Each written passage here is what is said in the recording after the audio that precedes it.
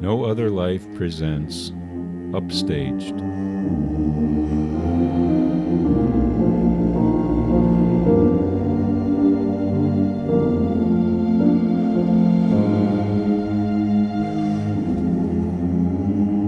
Soaring with Help.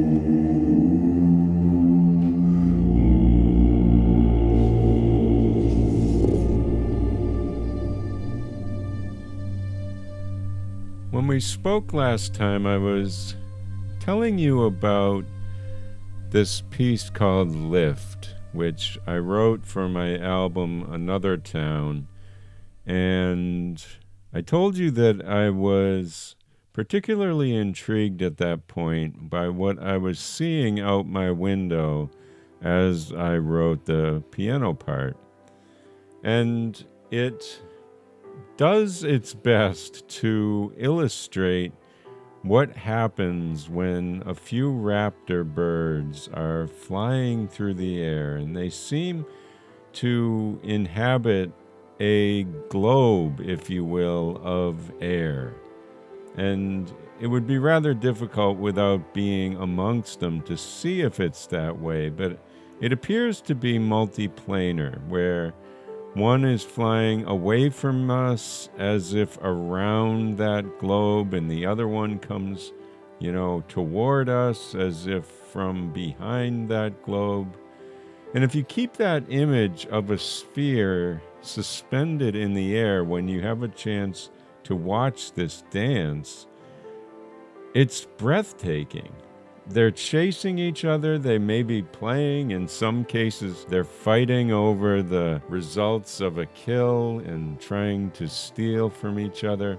I don't know, but from at the distance that I would see them from the ground, I'm just fascinated by the way in which it looks like a dance in silhouette.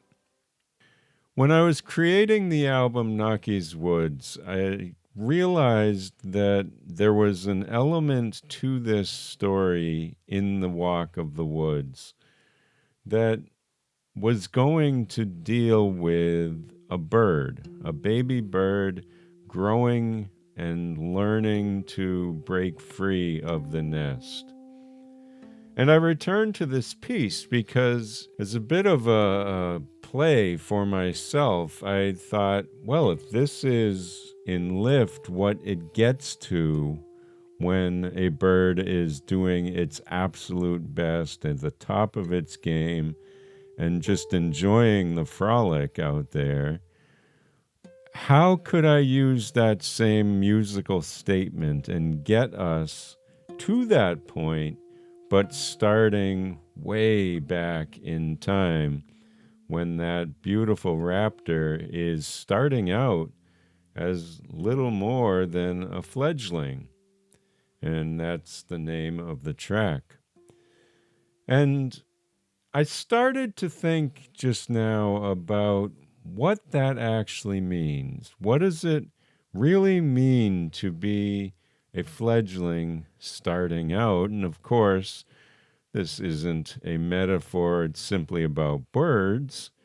It's about people. And in the No Other Life podcast, season 2, I spoke a lot about knowing ourselves and realizing that in order to be an achiever in the world, in order to reach out to those around us, we need to be real with ourselves, and we need to learn from the ground floor what it means to be us. As part of that mental exercise, this realization that a bird learning to fly is very much like people doing their thing as they go from the infant stage into toddler and school and adulthood. And it occurred to me that whenever someone graduates or turns 18 or 21 or has some milestone in their life for which we give them a greeting card, I always write on my sentiment something including the word SOAR, soar. And it means a lot for me to write that word because it's very different than fly. It's very different than anything else in my estimation that means something like go out and achieve your dreams.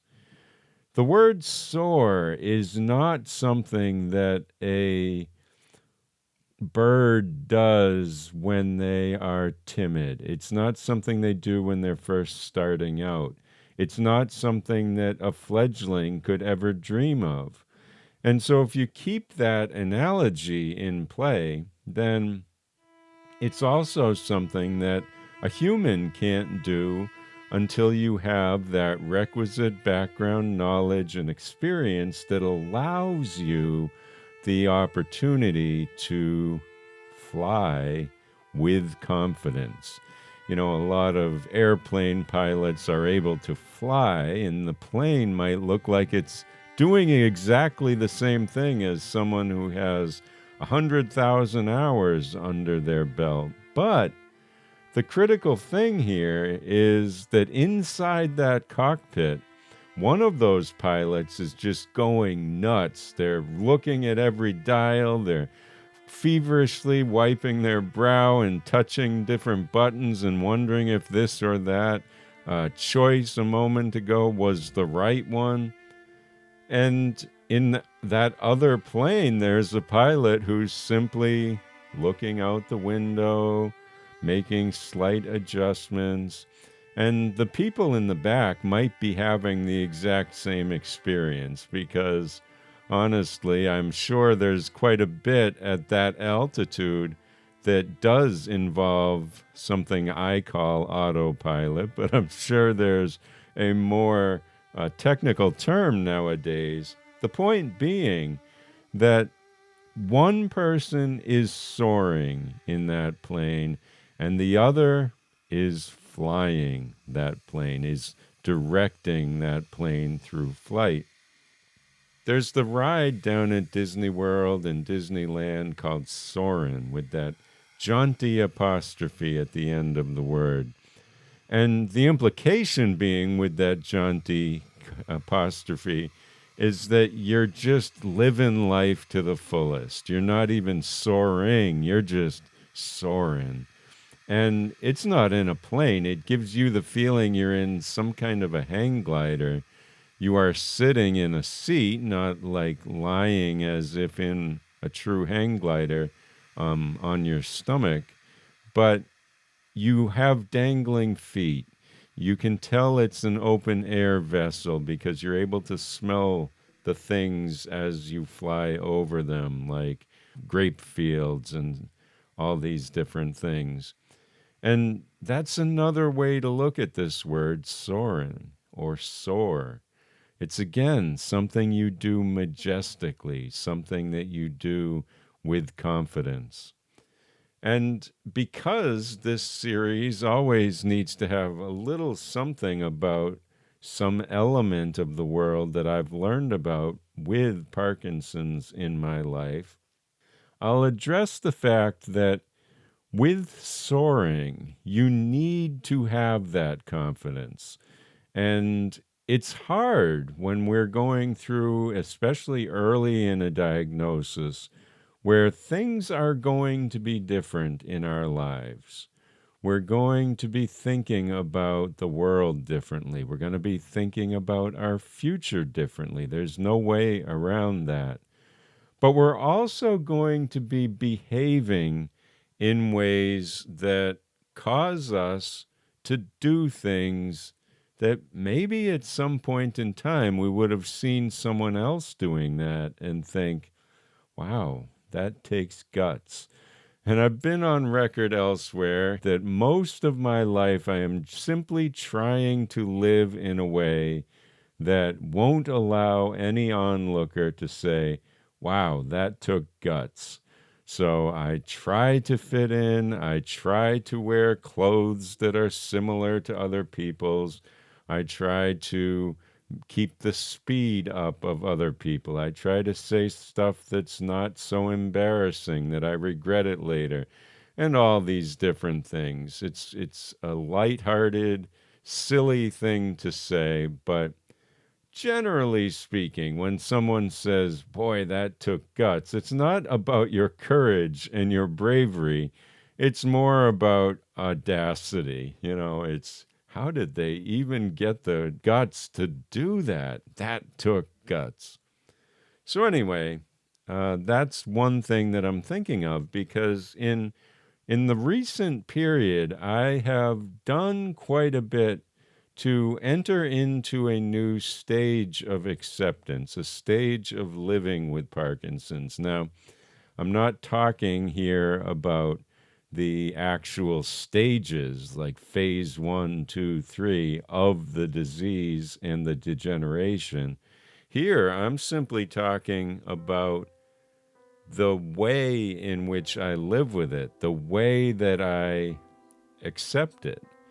And I've always hoped that the way that I live would be not something that is requiring acceptance as much as just realization that that is what's going on. But now I have fancy utensils that make it easier for me to eat, and I have boldly brought them into restaurants. And at first I thought, oh, everyone's going to be looking. And I realized no one is going to be looking. No one. I have never seen the utensils on someone's table nearby. It's just never happened. I thought at first, oh, maybe the waiter will think that I stole them. No, of course they're not. If anyone called it into question, they would see that this is a very heavy fork and a very heavy spoon that is nothing like what they have offered me on the table. And once you begin to think about things with that realistic expectation of how the world will react to you, you're in a much better place and you truly are in a new stage.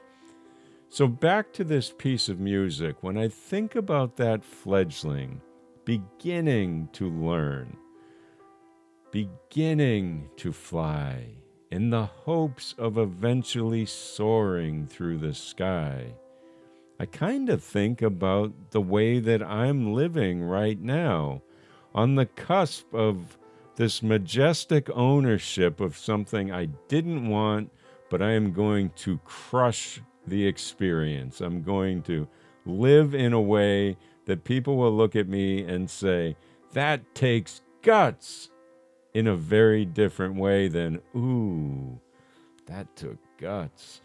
You can probably see the difference there.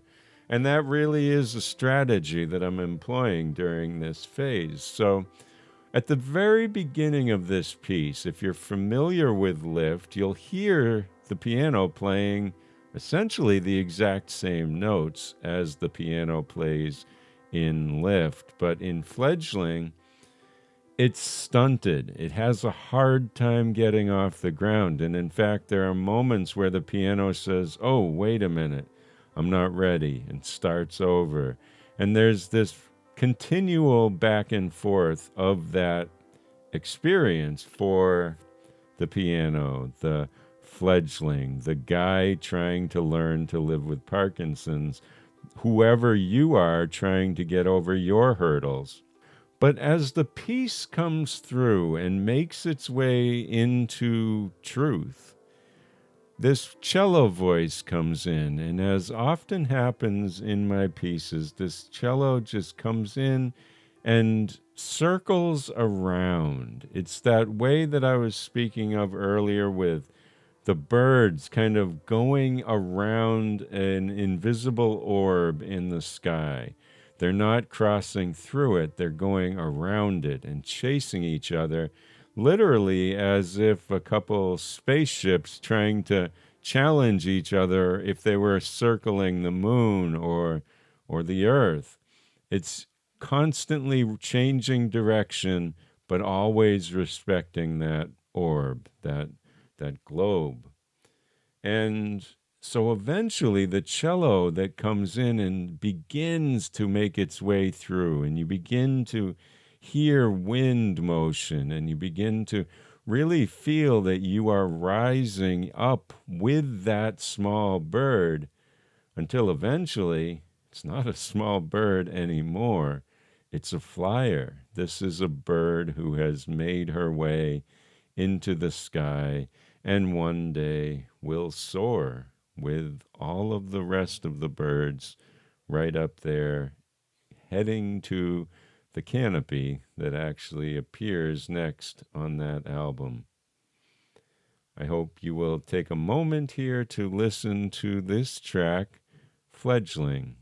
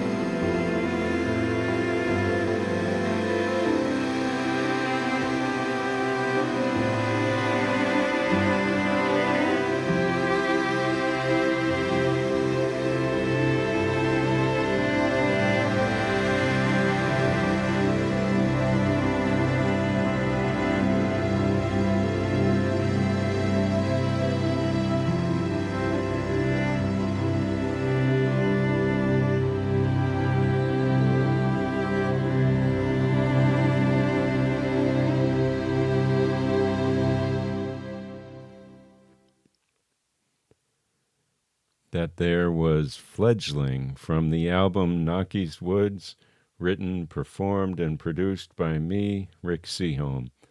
If you want to hear more of that piece, then I would encourage you to have a look at the podcast episode concerning that track's sister called Lift, Or you can head over to rickseahome.com where you're going to find the latest news, archived social media, and that's where you can purchase any of the music you hear here on Upstaged.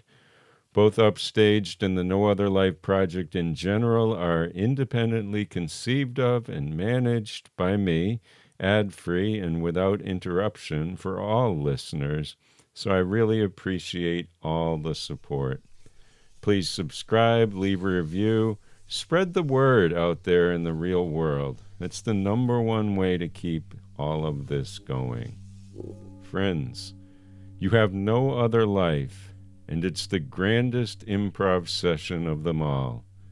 Own what you bring to the scene and share it with all whom you meet.